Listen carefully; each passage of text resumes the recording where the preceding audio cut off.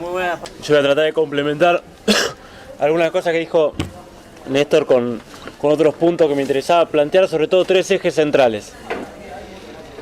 El primer eje tiene que ver con que la vez anterior estuvimos charlando sobre la dictadura, sobre el golpe del 76 y la relación, no Plan Cóndor, interés angloamericano y golpe del 76, representado en Martínez de O y lo que sería la banca, el Chase Manhattan Bank, la ExxonMobil, más la oligarquía local. Es decir, entonces la primera pregunta que se plantea es la pregunta de por qué se va a la guerra también, por qué esa dictadura, o por qué... Y se vierten de distintas hipótesis al respecto o distintas respuestas, ¿no? Desde que Galtieri estaba borracho a una cuestión de perpetuar el poder de la dictadura en una situación de declive, que algo de eso evidentemente hay. Otra es que por el apoyo norteamericano que iba a obtener Galtieri y la ocupación inmediata, Inglaterra no iba a reaccionar. Y otra que me gustaría introducir es que no había homogeneidad en las clases dominantes que tenían la dictadura, porque acá había una coalición interimperialista y oligárquica en Argentina. Había por lo menos dos grandes sectores. Un sector angloamericano que representaba a Videla y representaba a Martínez de Oz, y el sector del nacionalismo conservador, vaticano también, en la visión de Galtieri. Y vos tenés, hay dos actores en pugna entre el nacionalismo conservador con vértice en el Vaticano y otros sectores de ese nacionalismo oligárquico también que se llama, y el imperialismo angloamericano y lo que cortaría el imperialismo angloamericano en las oligarquías locales. De hecho, la clase dominante en términos económicos estaba dividido. Ya para los 80, incluso para el 78-79, la Unión Industrial Argentina, y Techín a la cabeza, empieza a armar, con Livio Cool y otros, de Sá, Escaña, empieza a armar lo que se llamará después en los 80 los capitanes de la industria. ¿Sí? Hay pujas, y si uno lee el Clarín, por ejemplo, que expresa a estos intereses que también se ubican en el campo del desarrollismo, etc. Estos intereses ya en el 77-78 discute el programa económico. No discute ir contra el proyecto nacional popular latinoamericano, no discute ir contra el proyecto revolucionario, no discute disciplinar al pueblo organizado que vertebraba otro proyecto de país, pero sí discute las alternativas, ¿no? Entre un desarrollismo conducido por varios de estos intereses, por la Fiat, por Sá Escaña, por Techín, por etcétera, el conjunto de capitales de la industria. Malvinas se encuentra en ese enfrentamiento. O sea, además de las explicaciones de la perpetuación del poder de la dictadura, que además de exacerbar un sentimiento nacional que existía en el pueblo, y por lo tanto no hay que, por eso, decir, bueno, la guerra de Malvinas es una mierda, o no hay que valorarla por el hecho de que parta desde el seno de esa dictadura genocida, sino porque tiene que ver con otra cosa, y ahí los pueblos ponen en juego otras cosas, y saben identificar los enemigos, y saben identificar los momentos que combaten a cada enemigo. Entonces, esa es la contradicción que... Esto sirve para no ver los procesos en términos homogéneos y la complejidad de los procesos. Y es necesario saber que esta puja existía. Y esta puja era tan fuerte acá también, que por eso la dictadura genocida tuvo un conjunto de debilidades para perpetuarse en el poder. Esta puja entre fracciones de clase dominante dificulta la perpetuación de su poder. De hecho, este enfrentamiento está en lo que se llamaba, en los primeros años de la dictadura, caramelo versus acero. Si Techín y el desarrollismo y Galtieri y toda esa línea nacionalista conservadora bolivariana que decía acero y convirtámonos en potencia y no desarmemos la industria estratégica de Estado, y la línea angloamericana que decía caramelo, proyecto agroexportador y barramos con todo. Malvinas se encuentra en ese enfrentamiento. El segundo eje que me interesaba plantear para dejar para el debate es un poco, sumando algunas cosas que decía Néstor, la implicancia geoestratégica de Malvinas. No vamos a hacer historia, pero sí en la configuración del imperialismo actual. El imperio de mar al que nos enfrentamos, que es el imperio de mar angloamericano, porque siempre hay el imperio de tierra y el imperio de mar. Lo angloamericano se le llama en geoestrategia el imperio de mar. ¿Sí? Los imperios continentales son Rusia, China y Alemania, más los otomanos. Pero digamos, por lo general, el imperio de mar tiene por lo general un despliegue, una estrategia envolvente de afuera hacia adentro. ¿Sí? Si vos ves el planiferio, controla las puntas, de afuera, los núcleos, los alrededores, y envuelve territorio continental. Por lo tanto, por eso y se basa en el control de los flujos, fundamentalmente. La fase del capitalismo actual, configurada por los intereses angloamericanos, desde los 80 particularmente, 70-80, Malvinas es un punto crucial para desarrollar, está en esa estrategia crucial para desarrollar esta nueva fase del capitalismo. El control de los flujos se vuelve central porque es la forma de controlar a través de distintos nodos los territorios sociales. Es decir, ¿qué flujos se controlan? Mercancías, información y dinero. ¿De qué forma? Mediante nodos estratégicos descentralizados. Es decir, la nueva configuración del imperialismo actual es una configuración descentralizada, en red global.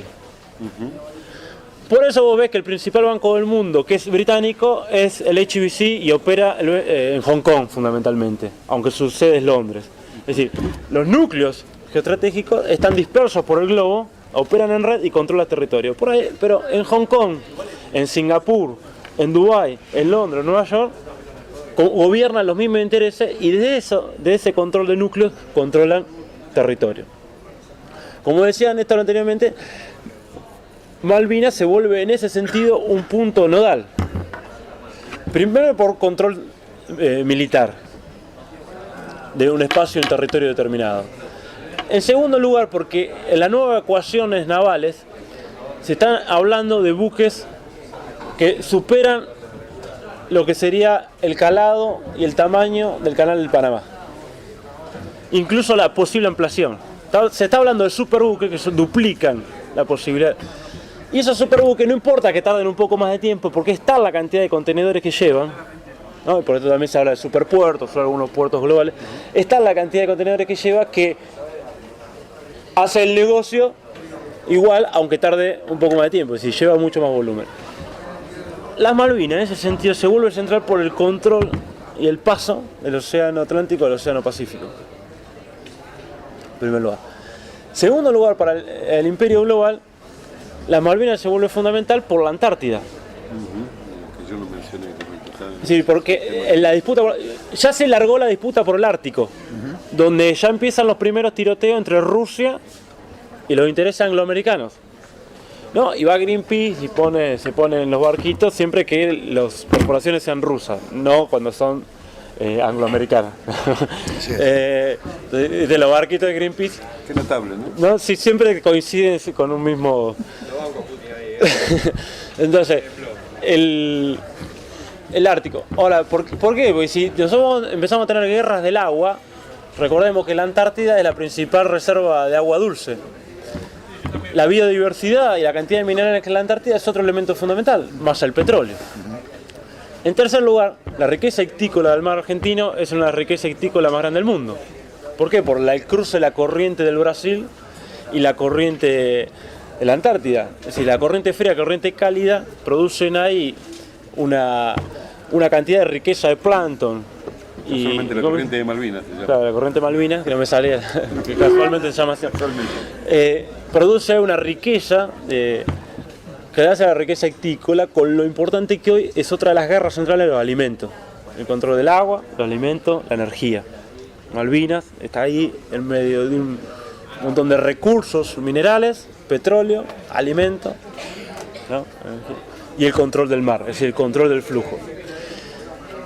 No se debe descartar la hipótesis que Malvinas en 50 años sea una city financiera. No lo es ahora. No lo era Dubái, hace 50 años había solo arena. Pero decidieron que ella tenía que ser la city financiera que controla el Golfo. ¿No? O sea, se armó como city financiera para controlar el Golfo Pérsico, donde sale, además de ahí por el estrecho de Hormuz, el 40% del petróleo mundial que se exporta y se consume. Entonces, no, porque los imperios piensan de acá 50, 100 años. Entonces, Y el modelo, la nueva territorialidad del imperialismo global es a través de núcleos, de nodos centrales que controlan a través de distintas cities financieras, portuarias, informáticas. Eso se vuelve central. ¿Por qué entonces Malvinas hoy, que es el tercer eje que a nosotros nos convoca? Una, porque nosotros necesitamos ir en Latinoamérica para construir soberanía contra las 74 bases extranjeras que tenemos. Porque es la forma de... Nosotros si no somos un pueblo ocupado. Nuestra soberanía es fallada, no solo por la situación neocolonial, sino porque somos pueblo ocupado. Tenemos 74 bases extranjeras. Una de cuyas principales es, como bien lo decía Néstor, Malvinas, es decir, la base de la OTAN.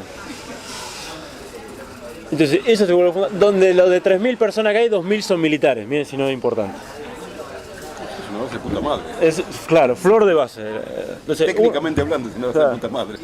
Dos, por nuestra necesidad de integración territorial. Argentina es un país marítimo, no es un país terrestre. Nosotros nos vendieron de chico en la enseñanza neocolonial que nosotros somos un país con mucha tierra. En realidad somos un país con mucho más mar que tierra. El nuevo mapa presentado por Cancillería en la ONU para establecer los límites y concordar los límites habla de que nosotros tenemos, contando la Antártida, 4 millones de kilómetros cuadrados de tierra, que no llega a 4 millones, y más de 6 millones de kilómetros cuadrados de mar. Nosotros somos un país marítimo. Y el centro de nuestro mapa está en Tierra del Fuego. En Ushuaia. Entonces, ese es 4 de tierra y 6 de mar. Entonces, pero como nuestra mirada neocolonial, en parte influida por la corona británica, etc., siempre nos hizo estar de espaldas al mar, a nuestra riqueza marítima, el control del mar, y creernos simplemente un país con mucha tierra. Somos un país con mucho mar. Entonces, ahí se vuelve central en nuestra integración territorial y la construcción entonces de la integración territorial latinoamericana. El control de los recursos, como ya decíamos, hitícola, petrolero. Hoy los kelper, si bien antes era un costo para Inglaterra, hoy por hoy, hace algunos años, a partir de la venta de licencia para pesca, los kelper se volvieron millonarios. ¿Sí? ¿No? Con un PBI de $50.000 per cápita. Entonces, los recursos de la Antártida son recursos centrales cuya disputa en breve va a empezar a agudizarse. En pocos años esto va a empezar a agudizarse. Nosotros necesitamos entonces para eso, y el tercer eje, construir relación de fuerza. Y para construir relación de fuerza es necesario volcar la mirada a esta necesidad, a esta mirada malvinera, por así decirlo. Hay un ejemplo bien concreto. Hace años que se licitaron en el astillero Río Santiago la construcción de 4 POM, patrulleros oceánicos multipropósito. Sí, para hacer, que están encargados. Por distintas internas, operaciones, valijas por medio, intereses cruzados, los patrulleros oceánicos multipropósitos no se hacen. ¿Qué nos permiten los patrulleros oceánicos multipropósitos? Empezar a ejercer soberanía sobre nuestro mar. Aunque sea no sobre los 6 millones de kilómetros cuadrados, pero sí sobre lo que ya tenemos, que ni siquiera ejercemos soberanía sobre ahí. Eso es empezar a presionar en términos concretos, empezar a rodear en términos concretos a Malvinas y presionar para recuperarlas. Digo, como una de las tantas formas. Claro, tomárselo en serio. Es empezar a decir, tener presencia en el mar. Empezar a hacer ejercicios. Empezar a controlar los pesqueros. Empezar a controlar... Es empezar a tener presencia. Nosotros tenemos que construir relación de fuerzas. Una, como decía Néstor, a través de ponerlo como cuestión latinoamericana y como integridad del territorio nacional latinoamericano. 2, a través de presiones concretas. 3, a través de la conciencia popular. Creo que si nosotros logramos esto, en un contexto de ascenso de un bloque de poder regional, que estamos en presencia de ascenso, y de aumento, de ascenso de la conciencia popular, podemos librar en condiciones favorables una futura batalla por Malvinas, que probablemente no sea el escenario principal el militar. Pero si no, nosotros no producimos y no empezamos también a poner en crisis esa mirada angloamericana que nos impuso lo antimilitar como lo progresista. Si no ponemos en crisis eso, se va a hacer muy difícil que podamos desarrollar un proyecto de soberanía.